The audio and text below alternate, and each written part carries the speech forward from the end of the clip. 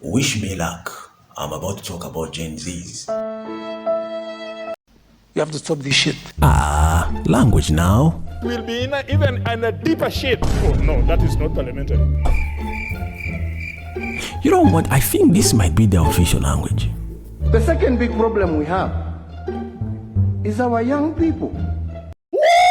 We have a youth bulge that, if not properly handled, can be a time bomb that can blow this country to pieces.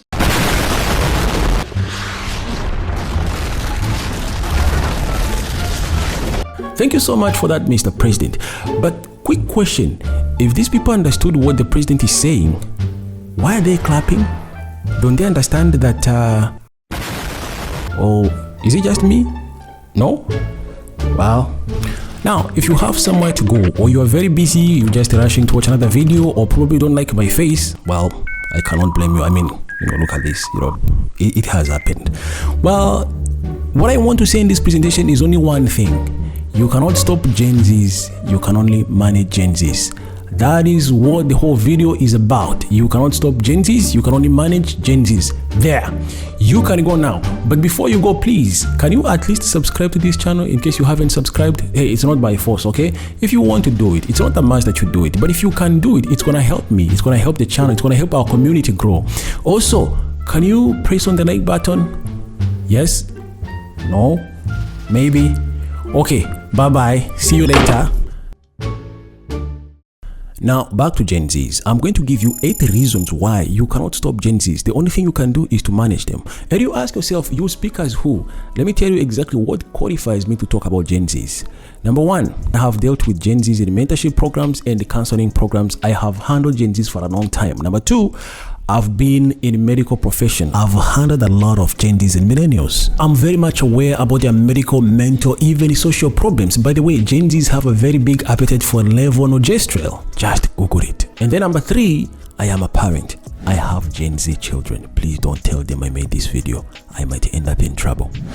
But anyway, so 8 things which will make Gen Zs a force to reckon with. 8 reasons why you cannot stop Gen Zs. Number 1, this is a generation that found the internet. They found the internet here, they grew up with the internet here, and they made the internet better. So you cannot beat a Gen Z on internet. Every corner of the internet, these guys are tech savvy. You cannot beat them on the internet. And by the way, if you think you're going to make a mistake of shutting down the internet as a punitive measure or maybe as a way of controlling Gen Zs, good luck to you, because you would rather have these guys on internet on their keyboards and their phones scrolling, watching Manchester United and Arsenal, rather than having them in the streets demonstrating that you have shut down the internet. Good luck with that. Now, number 2, this is a generation whose mindset is, you cannot tell me I cannot have what I want to have. These are people who grew up never hearing the word no. I mean, I know, if you are a parent, you are to blame. If you are a school, you are to blame. If you are a government system, you are to blame. These guys are not to blame for that kind of behavior. But what I'm telling you is that it is so hard to tell a Gen Z you cannot have what you want, or you cannot get what you want, or you cannot be where you want to be, or you cannot go, or you cannot have what you need to have. These people, they do not understand the word no. They don't know the meaning of the word no. Number 3, they do not understand the protocols, etiquette, hierarchies, and established norms. They don't care about those things. Why? Because most of these people, when you look at them, because of socio-economic reasons, they grew up without parents, they grew up without father figures. Some of them have no parents at all. And these are the hardships that have been accumulating for years and years and years, and we found ourselves here. Now they are growing up, they are maturing up. They don't know how to respect the elders. They don't know how to say sir. They don't know how to say please. They don't know why they should wait in the queue, because for them everything has to be instant. Instant coffee, instant microwave, instant. If you want to buy airtime, you just go on your phone, you buy airtime. You want to pay electricity bill, you go to your phone, you pay electricity bill. If you want to get a girlfriend, you go to internet and you find a girlfriend. You go on Tinder or TikTok or OnlyFans, you satisfy whatever need and desires you have, and then you are done. So, I mean, they don't know about these norms and the hierarchies and the protocols and the patience, and these are your stories. These are old people stories. So that's one of the major reasons actually why we have the problems you're having today. Number 4, this is a generation which grew up without good role models. Okay, now everybody here is to blame. Look at the churches we have today. Look at political leaders we have today. Look at the type of parents we have today. Millennials gave birth to Gen Zs, and now we have a generation that does not know exactly what a father figure is, what a role model is. And when you look at their role models, they are found on Twitter, they are found on TikTok, influencers in the dark web, in the dark corners of the internet. You will find there people like Andrew Tate and the likes, and these are people who are influencing, who are the role models of your children, your Gen Z children. And who knows exactly the kind of mindset, the kind of information, the kind of messages, the kind of ideologies they are just fishing from internet. So it's a generation that does not have role models, good role models. And if you are a politician, you have to look at yourself in the mirror. If you are a church leader, go look at yourself very, very well in the mirror and answer the question why Gen Zs have no good role models. And then number 5, they are very knowledgeable and they are very educated. Now, I know you're going to say, okay, but these guys, how many degrees do they have? You see, that's another problem. That's exactly where we people go wrong. You old people, that's where you go wrong. Yes!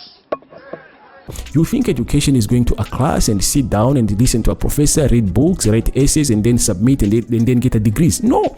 Yes! To Gen Zs, education is access and retention of relevant information. Access and retention of relevant information, and then application of those skills. Most of these people, they work remotely. They don't have a job where you put on a suit and a tie and then you go and say, good morning, sir. Hey, good morning, madam. You are coming in a board meeting. No, most of these people, these are the guys of Upwork. These are the guys of YouTube. These are the guys who are making things happen remotely. Just imagine during COVID-19, Twitter told like 95% of their employees to go home and work from home. And by the way, when you think about Twitter employees, TikTok employees, Google employees, Facebook employees, who do you think these people are? Do you think they're these engineers from 1960s? No. These are millennials and Gen Zs, the people you are just brushing aside. And then number 6, I know this one is going to sound very controversial, but number 6, Gen Zs is one generation which is not afraid of dying. Now, I'm not saying that these people should die. Please do not get me wrong. Do not misquote me. I'm not saying that dying is good for them. I'm saying these are people who are not afraid of suffering and dying. Why? Because they have seen a lot of suffering. I know I have heard somebody saying, no, most of these Gen Zs who are demonstrating, they're just spoiled children. You know, these are people who are eating KFC. They are coming in Uber and then they're demonstrating in the streets. My friend, let me ask you a question. If you have 10,000 Gen Zs demonstrating on the streets, how many of the 10,000 do you think are coming from these affluent families? Most of these children are very poor people. They are coming from the slums. They have seen their mothers suffer morning to evening, from Monday to Monday. These are people who are very angry, who are so disappointed, and they have seen a lot at their young age. So they are not afraid of suffering. They are not afraid of death. And to back my claim up, just to go and look at the statistics of suicide today, you find that the demographic which is most affected by suicide or self-inflicted harm, you will find that it will be found in the demographic of Gen Zs. So you cannot threaten these people and say, I'm going to throw you in jail, I'm going to put you in jail, I'm going to punish you harshly, or I'm going to kill you. These are people, you cannot manage them by threatening them. And now you see the demonstrations that were happening in Kenya. I understand as we speak now, actually one person has succumbed to injuries inflicted by police and law enforcement officials. And this is going to be a problem because look, history has taught us that anytime an oppressed people is demonstrating in the street, and an oppressed demographic is demonstrating in the street, and you start killing them, actually whoever you kill, you just make them a martyr. Their picture is going to be circulating on Instagram, circulating on Facebook and TikTok and Twitter. And now most people are going to say, hey, this guy is a hero. They are singing his name.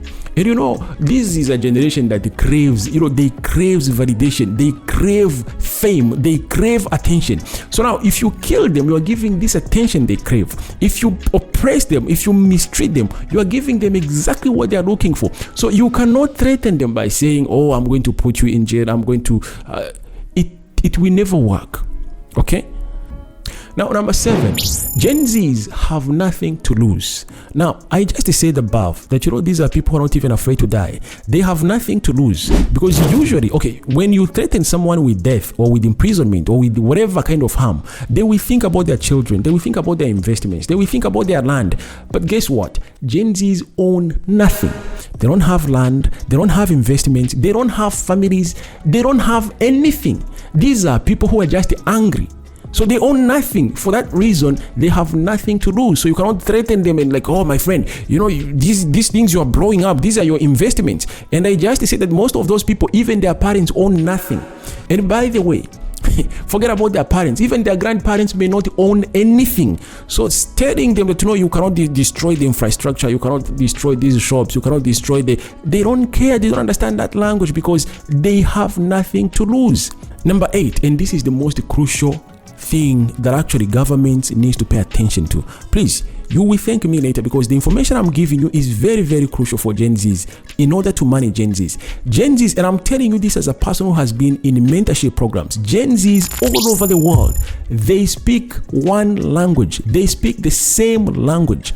They don't have a tribe, they don't have race, they don't have countries, they only have one demographic and they identify as Gen Zs. So whatever you do to them, just know what a Gen Z in one province is thinking is the same thing another Gen Z in another province is thinking. You have seen in USA recently when Gen Zs took to the streets and others were in the campus putting up tents saying, oh, free Palestine, free Palestine. I mean, there's nothing you can do. They speak the same language. And I say they're tech savvy.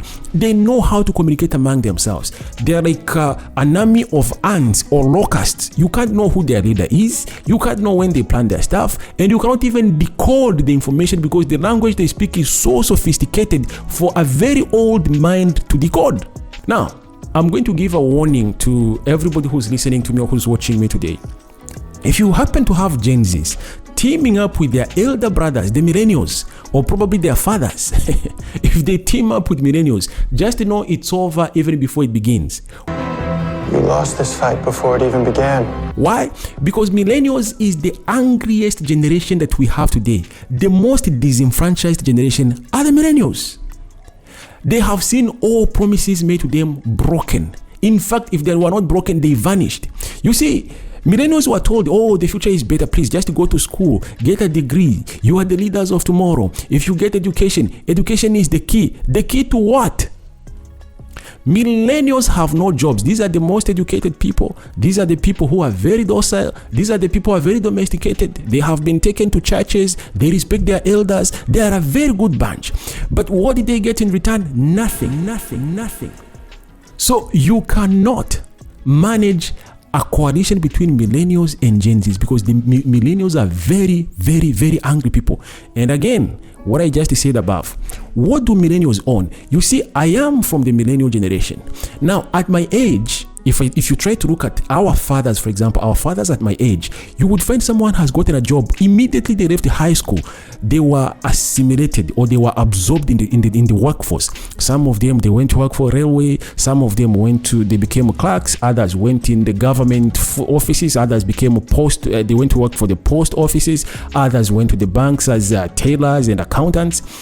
Today, even if you have a master's degree in engineering, it becomes so hard to get a job as a millennial. That's what I'm saying. So millennials have no property. Their fathers, at least they had the chance to own a piece of land, to own properties. Millennials have no properties. Millennials have no money. Millennials, most of them have families, but they have nothing to feed them. Actually, millennials are the fathers who have given birth to Gen Zs. They are very, very angry and they are very, very disappointed, and the rage that has been accumulating and boiling inside them, if it's awakened by these Gen Zs, you will see fireworks. I am telling you. You might be saying, hey, but listen, man, you're exaggerating. You have no statistics, you have no data to back up what you're saying. But let me just tell you something. If you think the coalition between Gen Zs and millennials is inconsequential, I invite you to look across Africa. You're going to see names like Ibrahim Traore. You're going to see names like Ousmane Sonko. You're going to see names like Faye Diomaye, the current president of Senegal. You're going to see names like Julius Malema.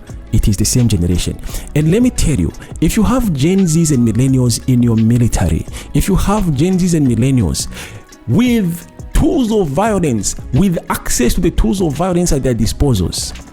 Be very, very afraid. And I'm saying it again, be very, very afraid. Let me finish by saying this. It is not wise to talk to people who are suffering. It is not wise to talk to people who are struggling, telling them, you know, guys, we must tighten our belts and we must live within our means.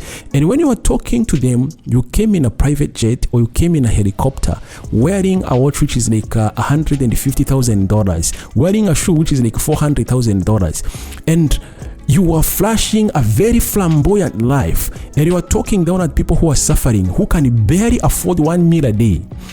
It's not wise. And let me tell you what I said before, Gen Zs cannot be stopped. You can only manage them. And the handling of that has to be done extremely carefully. Extremely carefully. Thank you so much for watching Winning Mind program. A winning mindset is something that everybody desperately needs, including Gen Zs, millennials, boomers. Which other generation is there? Okay, thank you. Can I go now? I'm tired.